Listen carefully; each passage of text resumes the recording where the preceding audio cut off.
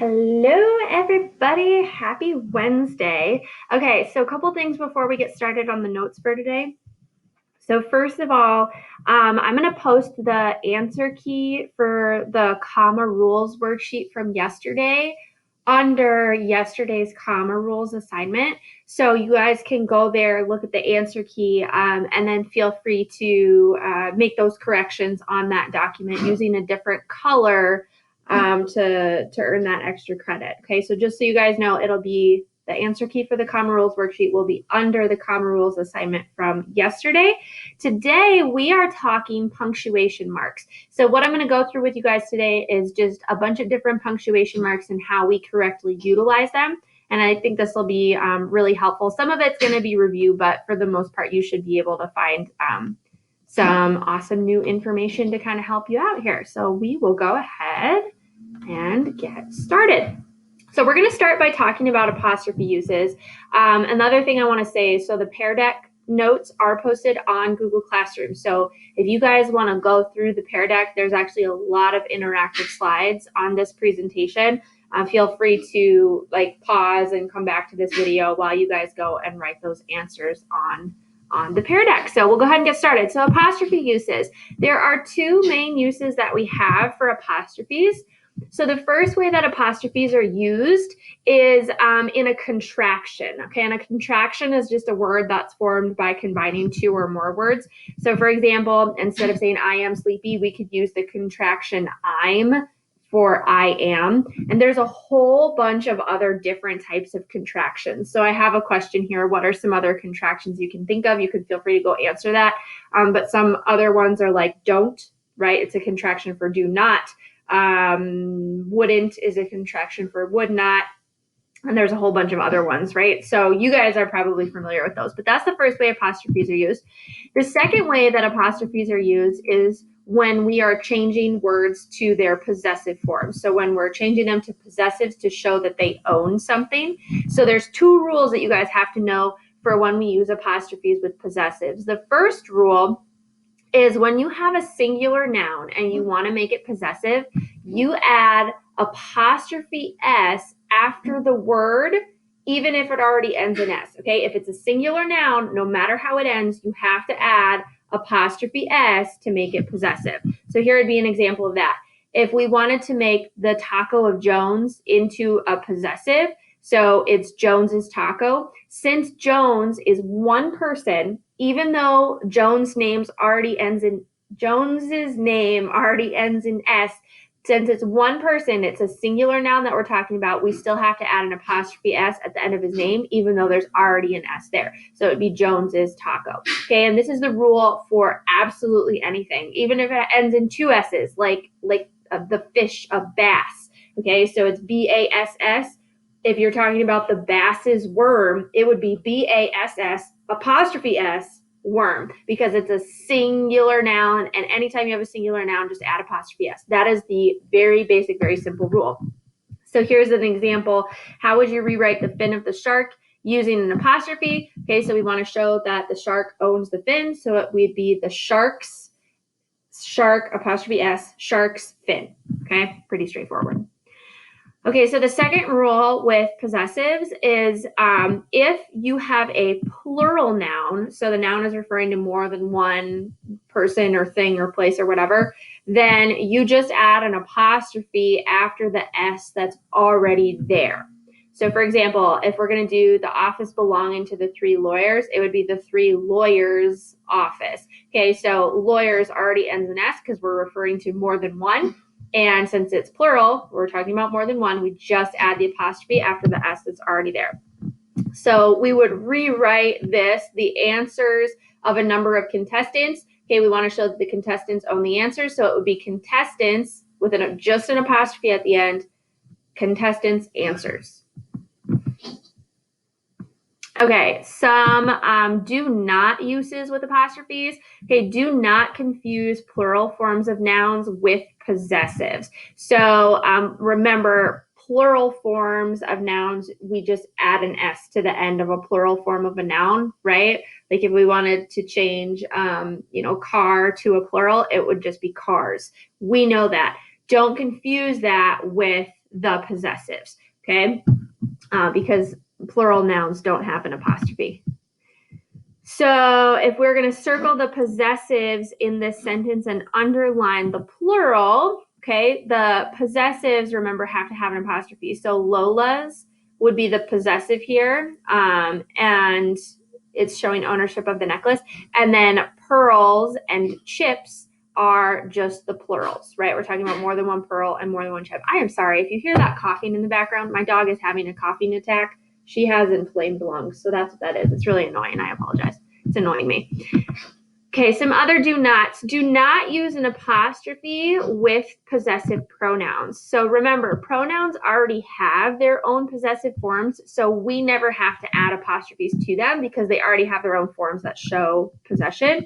So here would be an example with some of these. The directions say circle the possessive pronouns in the following sentence. So his new car is awesome. Okay, his is one of the possessive pronouns, right? It's showing ownership of the car. So notice that we don't use an apostrophe in that possessive pronoun his. And then this one is not a possessive pronoun. Okay, so even though it's got an apostrophe there, this is just one of those contractions short for it is, right? And we should know that at this point, but I just want to point out this is not a possessive form of a pronoun. However, our is. It said that our old car, our, is showing ownership of car and is losing its paint. So its is another possessive pronoun showing ownership of paint. Okay, so here's just some practice. So again, if you want to pause me, go do the practice and then come back. I'm going to talk through the answers right now. So what you're supposed to do here is you're supposed to add apostrophes to this sentence where they're needed. If you have to add an apostrophe S, then I just wanted you to drag 2 of your apostrophes. So we'll just talk through it. So Adam carefully removed the fish hook from the bass's mouth. Okay, so here again, there's that example I mentioned earlier. We're talking about one bass, right? One fish. So we need to add, even though it already ends in 2 S's, you have to add apostrophe S after bass because it's singular, and when we have singular possessives, they end in apostrophe S. Because it's so cold outside, Gus's hands went numb. Okay, so this, we need an apostrophe between this IT and this S here because it's short, it's a contraction for it is, right? So we need the apostrophe right here. And then Gus is singular, and we need to show that Gus owns his own hands, right? So we have to add apostrophe S after Gus. So you would have used all of your commas here. So Gus should end in apostrophe S. Let's take a look at this one. Nick's hand drew closer to the lion's claw. Okay, so we have 2 possessives here. We've got Nick's showing ownership of hand and then lions showing ownership of claws. So both are singular. Okay, so they need to end in apostrophe S. So with Nick, you just need an apostrophe between the K and the S that's already there, okay? And then lion's claws. Well, I guess this one kind of depends. If you're closer to the lion's claws, it could be referring to more than one lion. I don't really know. If it's only referring to one lion, then you just add an apostrophe between the N and the S. If it's referring to more than one lion, then you would just add an apostrophe after the S that's already there. So I guess that one's not, that one's open to interpretation depending on how you view the sentence. She couldn't remember how many of Jess's chips she had eaten. Okay, so we have a contraction, could not, so we need the apostrophe between the N and the T here.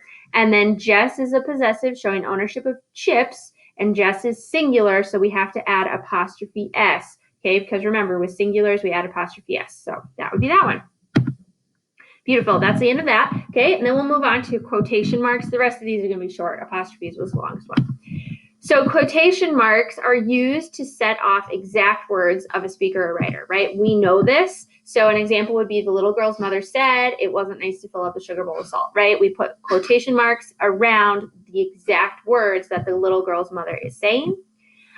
Quoted sentences, remember, always have to begin with a capital letter, like you see in this example. So even though it's in the middle of the sentence, we still start it with a capital letter. And then punctuation usually goes inside of the quotation mark.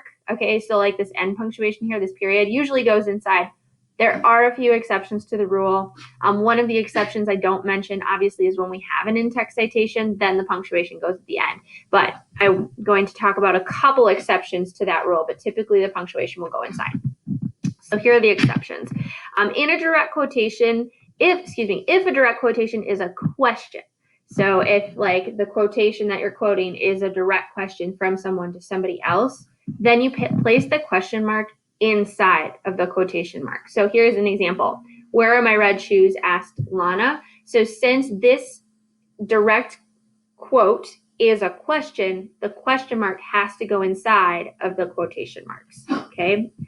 And then if the entire sentence is a question, so not the directly quoted statement, but the entire sentence that the directly quoted statement appears in, if that's a question, then the question mark goes after the quotation mark. So for example, did you say thank you, right? Thank you by itself is not a question. That's just a statement, but the entire sentence is a question. So we would put our question mark after the quotation mark in that instance. So basically the easy rule for this is just think, is the directly quoted words a question? If so, the question mark goes inside of the quotation mark.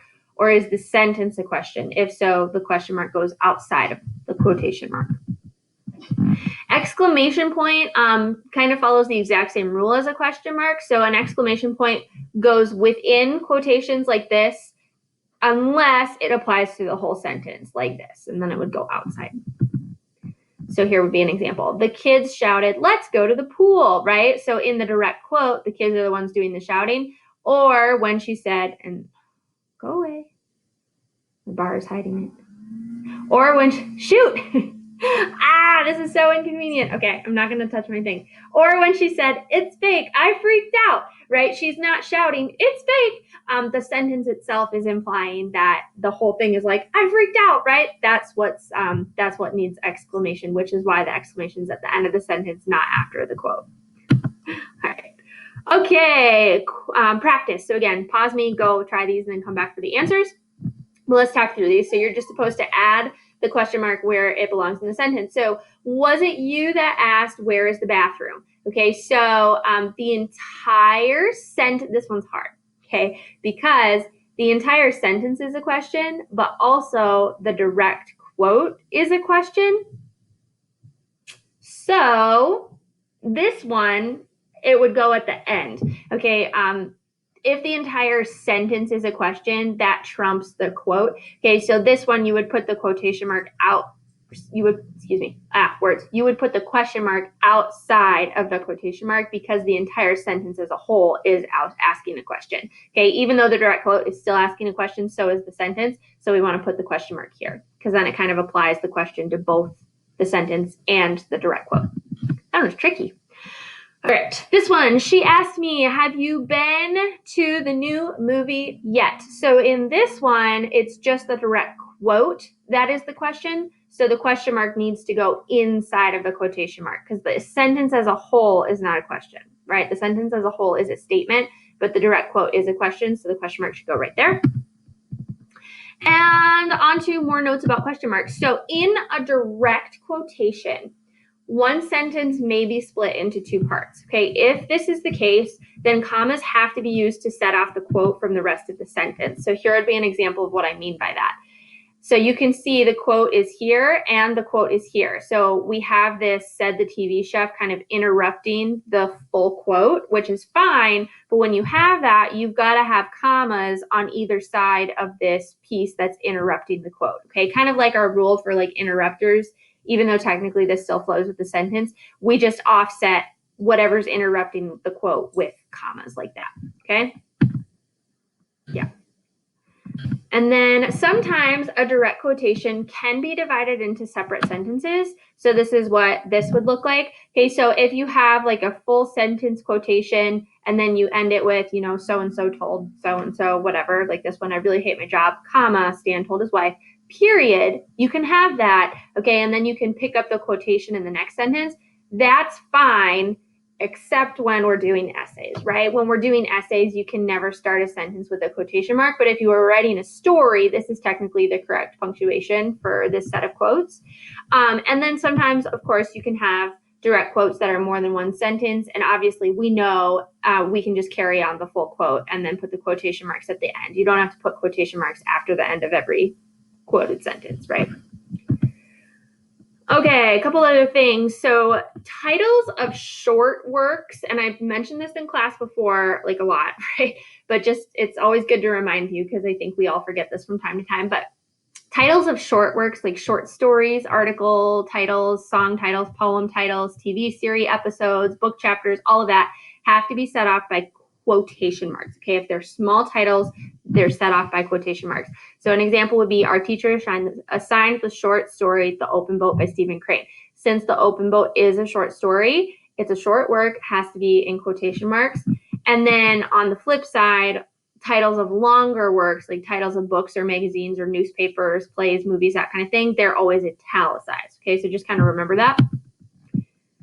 And then an indirect quotation is when we put the spoken message into our own words. So we're not directly quoting the person, we're still relaying the information that was said, but we're putting it into our own words. This is also called paraphrasing, right? Which we've done before. So an indirect quotation is kind of the same as paraphrasing. Well, with an indirect quotation, you don't need quotation marks. So here would be the direct quotation, right? The baker said, I forgot to put yeast in the dough. So this is a direct quote, which is why it's in quotation marks.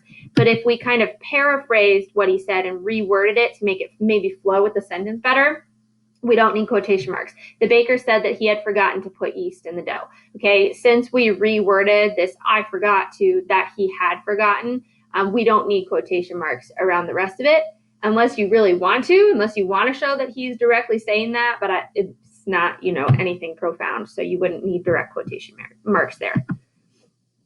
Okay, more practice. Here we go. The wait for a table, said the restaurant hostess, will be about 40 minutes. So our direct quote is the wait for a table will be about 40 minutes, right? Those are the words that the hostess is saying. So we need quotation marks here.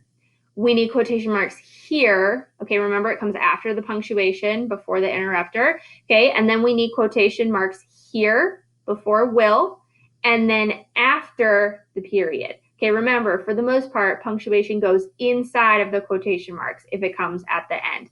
This one, we would put the quotation mark here before will, not before the comma, because if you have punctuation that starts a quote, it's always outside of the quote, okay?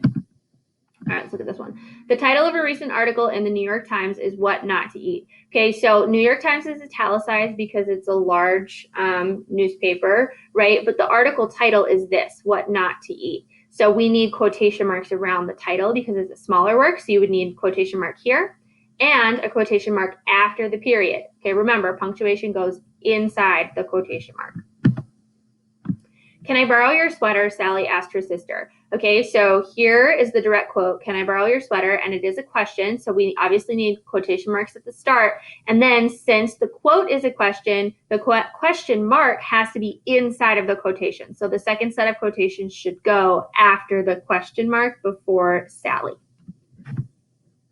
Okay, just a few other punctuation marks that I want to breeze through really quickly with you guys. So first up is the colon. So colons, what they do is they direct attention to whatever follows it. And there are 4 different ways that we can use colons. The first and probably most common way that we use colons is to introduce a list of items. So there would be an example. I have 3 favorite foods, colon, tacos, nachos, and ice cream, right? We're introducing a list of items.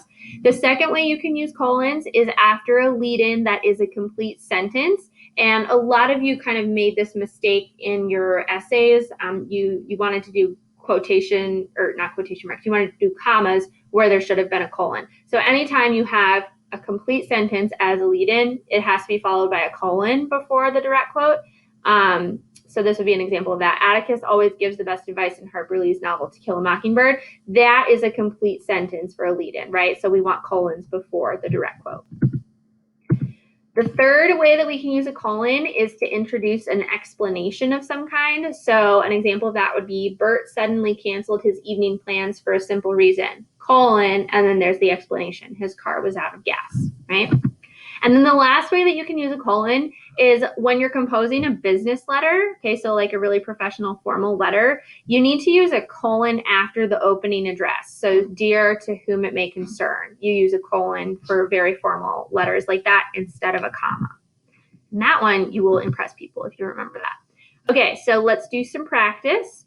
I have only one reason to continue my marriage, the children. Okay, so this one is the explanation. The children is the explanation for why he's continuing the marriage or she's continuing the marriage. So we need the colon right there after marriage before the explanation.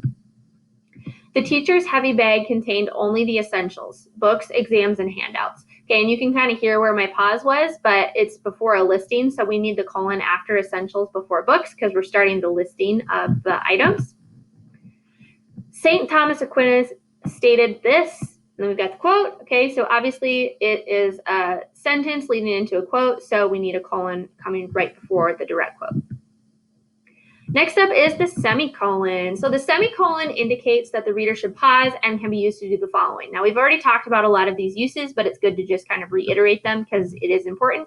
So the first way a semicolon can be used is, obviously we know this, to join together two independent clauses to make a compound sentence. So I love Taco John's, semicolon, I always mix this up. I love tacos, semicolon, I want Taco John's. There we go, right? There's two independent clauses there, and we join them with a semicolon.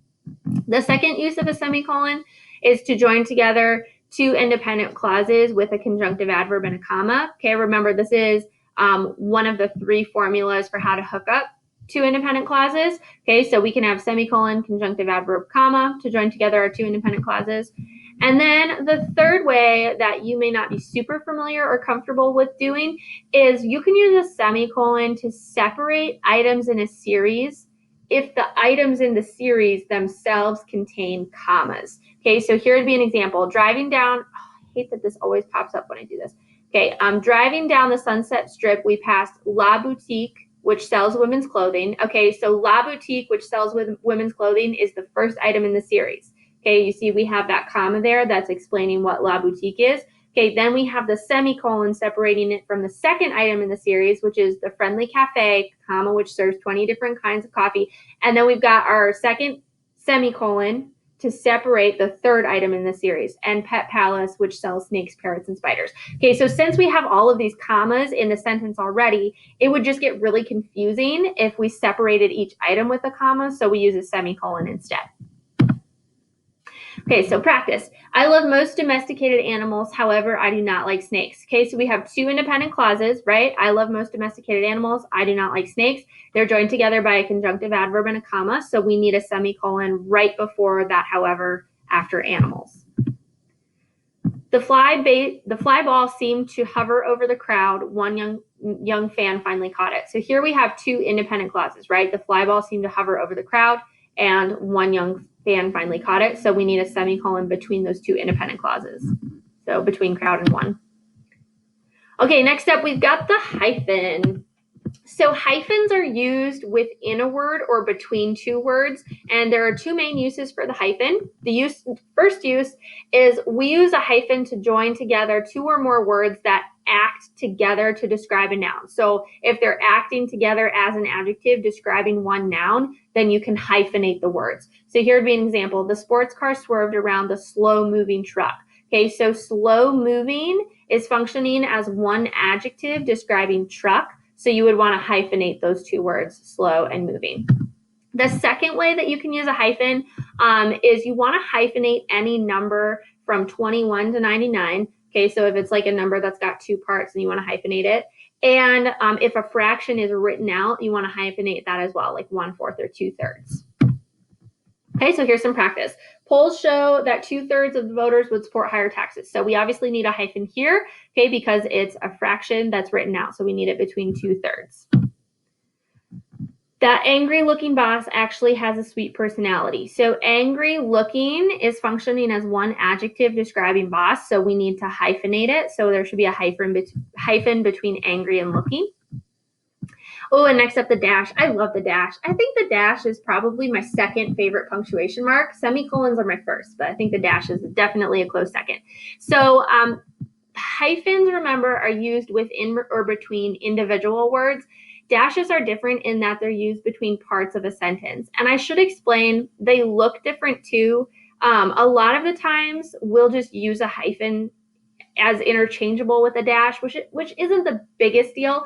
But hyphens are that little button on your keyboard that's next to the equal and plus sign. Okay, that's what we use to make a hyphen. To make a dash, you would actually have to put two hyphens together. Dashes are the longer line, hyphens are the shorter line. Okay, and you can think about it this way. Hyphens are used to combine shorter elements, like two words. Dashes are used to combine longer elements, like parts of a sentence. Okay, so that's how you can kind of remember that. So the dash, what it does is it sets off, and this is one use, there's a couple uses, but it can set off emphasizing interrupting material. So interrupting material or non-essential elements that you want to emphasize, you could set off with a dash. So here would be an example. Everyone in that family, dash, including the teenagers, dash, has a weight problem. Okay, including the teenagers is like an interrupter or non-essential element. Remember, if we pulled it out of the sentence would still make sense without it. We could say, everyone in that family has a weight problem. Still makes sense, right? But we want to emphasize that even the teenagers have a weight problem, so we know that it's a big deal. The second way that we can use a dash is to signal the end of a list of items. So family support, prayer, and hope, dash, these are what got Brandy through those months in recovery. Okay, so we're ending a listing of items, thus we put a dash there. You can also use a dash to introduce some sort of final element. It could be a list of items, an explanation of some sort, or a dramatic point. So this first one is an example of a list of items. Anne's refrigerator was packed with food for the party. Dash, trays of cold cuts, bottles of pickles, loaves of bread, and several pitchers of lemonade, right? We're introducing a list. The second example would be introducing an explanation. Ravi hurriedly left work in the middle of the day, dash, his wife was having labor pains, right? So we're introducing an explanation for why he left work. And then this last one is just emphasizing a dramatic point. My wallet was found in a trash can, dash, minus its cash, right? It's like the dun, dun, dun, minus its cash. So I love dashes. And you only want to use dashes when you really want to emphasize the information. So dashes in this sentence, a gorgeous partner, lots of money, and a great job. That's all I ask for in life. So here we have a list of items. So we want a dash ending our list. So we should have a dash here between job and that's. This one, 3 babies screaming their heads off interrupted the PTA meeting. So screaming their heads off is a non-essential item. Okay, it's kind of interrupting the flow of the sentence. So we would want to put dashes on either side of that. 3 babies screaming their heads off, dash, interrupted the PTA meeting. So we need a dash between babies and screaming, dash between off and interrupted. Next up is parentheses. So there are 2 different ways to use parentheses. The first one, it's very, very similar to how dashes are used. So the first way to use parentheses is to set off interrupting material or non-essentials. But the way that we do this, the way that you distinguish whether to use dashes or parentheses, we use dashes for information we want to emphasize. We use parentheses for material that we do not want to emphasize. Okay, so this one would be like a whisper, like Aunt Fern, who arrived 2 hours late, brought the biggest gift, right? We wouldn't say Aunt Fern, who arrived 2 hours late. Like, we're not going to project that to the party, right? We just kind of want to like side whisper that to our friend or whatever, our cousin. So we would want to put parentheses around that instead of dashes. Okay, you could technically use dashes and it would still grammatically be correct. But since this is material we don't want to emphasize, it's better to use parentheses.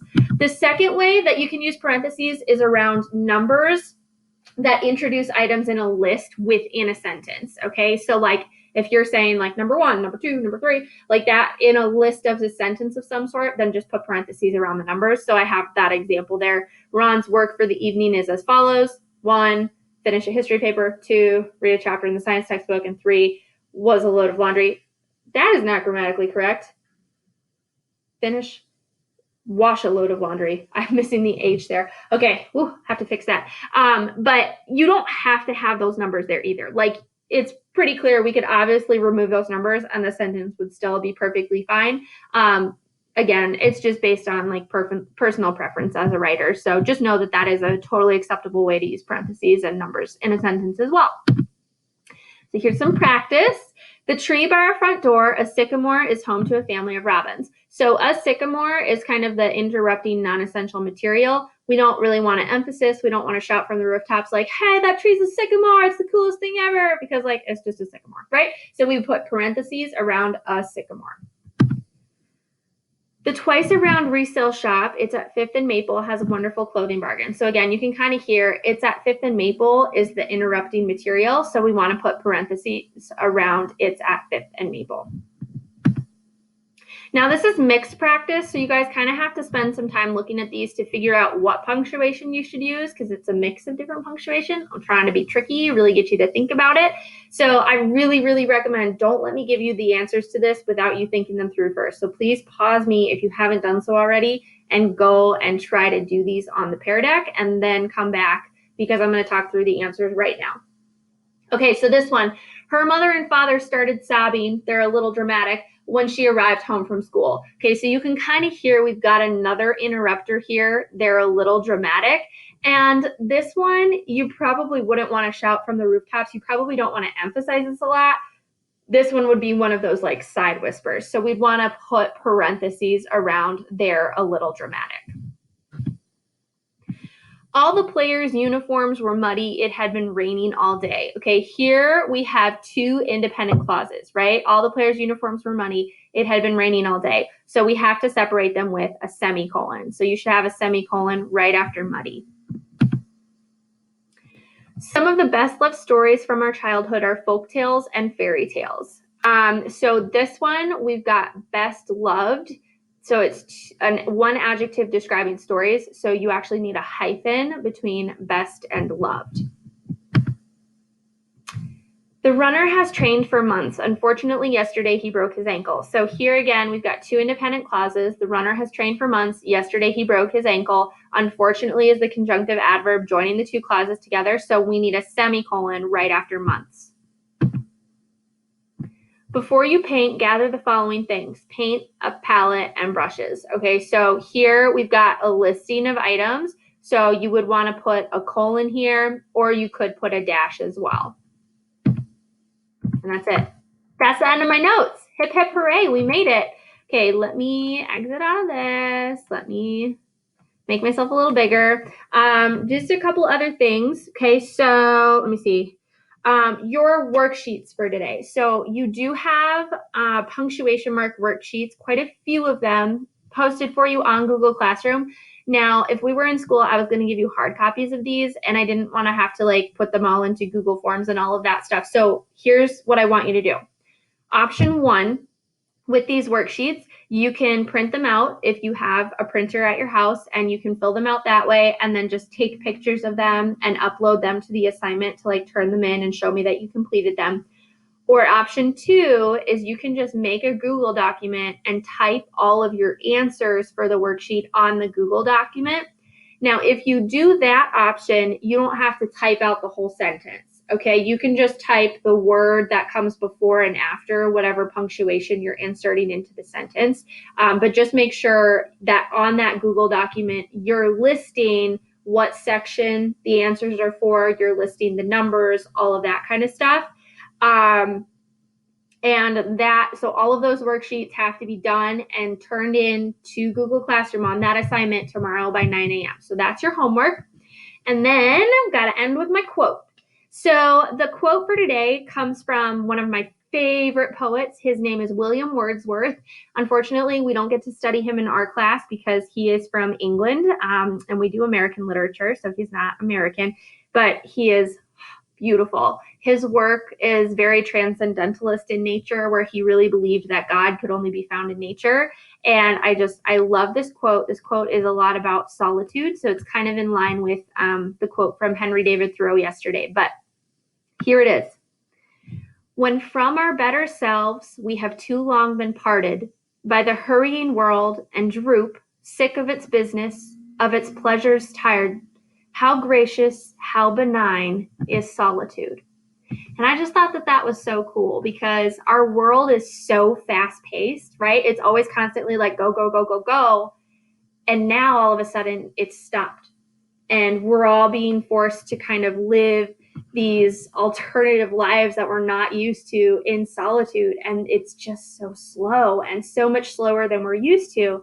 But what Wordsworth is saying here, that we can get sick of the hurrying world and we can kind of lose touch with ourselves and who we are. And when we stop and we spend time alone, we can really start to appreciate the beauty that's around us. So I hope you guys are appreciating the beauty that's around you during this time of quarantine. Don't forget, get outside, do something that lights your soul on fire, and don't forget to reach out and talk to people. Go do your homework. I'll talk to you guys later. Bye.